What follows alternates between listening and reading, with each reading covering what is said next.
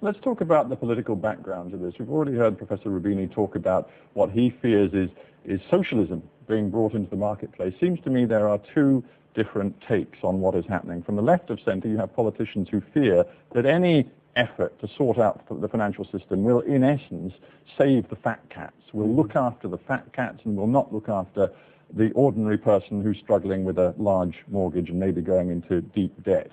On the other side of the fence, right-of-centre politicians worry that, as he just said, socialism and massive government intervention is going to, in a sense, poison the free market. Where do you stand on that? I'm not sure there are many ideological right-of-centre figures who can now maintain that the task of government is to step aside from the financial system. Clearly, the task of government is to regulate and regulate more strongly than has happened. Even you, with your record as a merchant banker, as a guy who actually set up a hedge fund, you now say the government has to regulate in a much more proactive way. I've always taken that view, Stephen. I'm certainly not a free market ideologue. I do think that there is a problem when bankers have behaved so irresponsibly, exploiting the credit expansion that central banks and governments presided over throughout the advanced industrial economists. I do think there is a problem that populist demands will take precedence over responsible policy. And there is clearly an important topical issue with executive compensation, with bankers' pay, but it's not the most important issue that taxpayers should be looking at. The most important issue for any rescue scheme is to minimize the cost for the taxpayer and ensure that there is equitable burden sharing. But when the British Prime Minister Gordon Brown referred to the era of irresponsibility and said it is now over, he appeared to be blaming the bankers, the fat cats, for much of what has happened in the last few months. Do you think that's fair? I think that there is a lot of blame to go round. I think it's fair so far as it goes, but I also think that British government policy... Before we go any further, if I may, because you bring to the table here the experience of having set up a hedge fund, of being an investment banker, would you now accept that you were perhaps over-greedy, perhaps selfish in the way you approached profit? I don't accept that this is a problem of hedge funds. Hedge funds and banks... No, I didn't actually ask you that, but would you now look back at your own financial career before you turn to commentary and journalism and accept that perhaps you were part of the problem? You were too greedy, too selfish?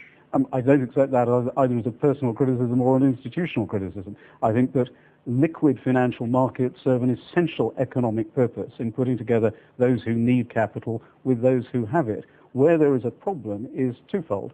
First, in bad government policy in encouraging an irresponsible credit expansion, and in the case of the British government, abandoning its own fiscal rules or stretching them to the point where they no longer mean anything. And in the case of banks, I certainly accept, ruthlessly, irresponsibly exploited the opportunities open to them and behaved in many cases in a scandalously irresponsible way. For example, there's nothing wrong with the system of securitization. There is a great deal wrong in packaging up good assets with rotten ones and selling them on to selling them on to unsuspecting investors when they have been misvalued by ratings agencies. Professor Roubini, throwing it back to the United States, you've been deeply critical of Hank Paulson, the U.S. Treasury Secretary. You've called his plan totally flawed, maybe even counterproductive.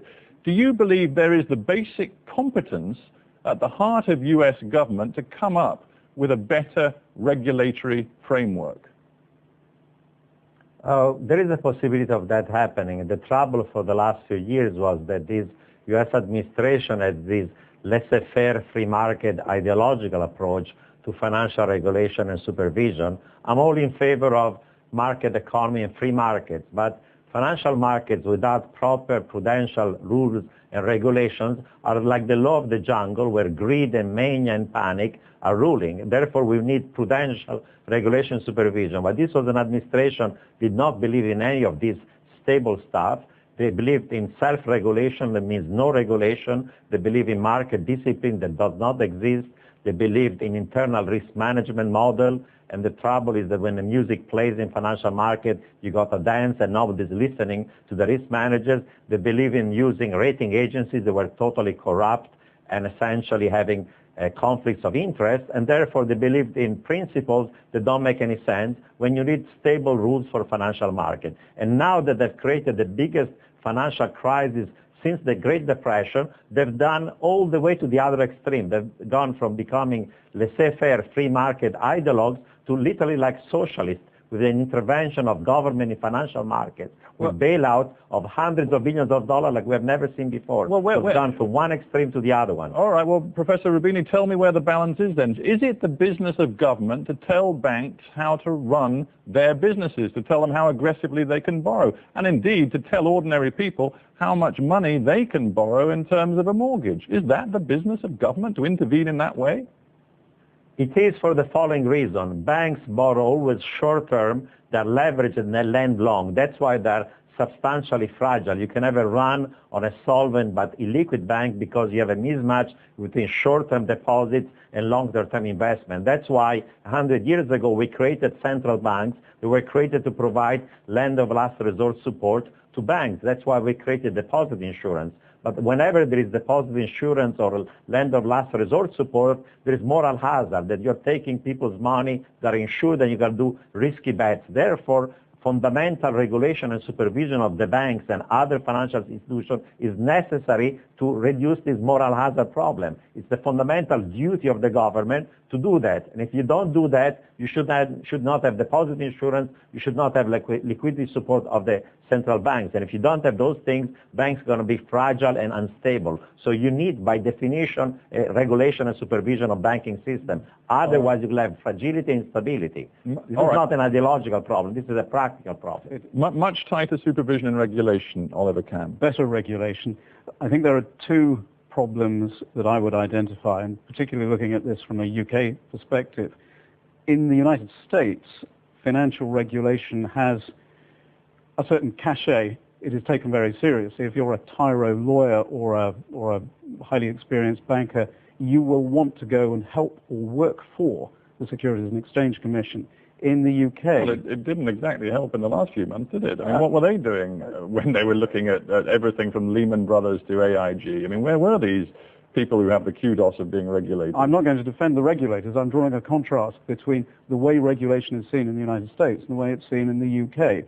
The present government, the present Prime Minister, was the architect of the tripartite system of financial regulation that we have in the UK, split between the Financial Services Authority, the Bank of England, and the Treasury. And the FSA was clearly not up to the job of monitoring the banking system, with the result that we had last year, the first run on a UK bank for more than a century.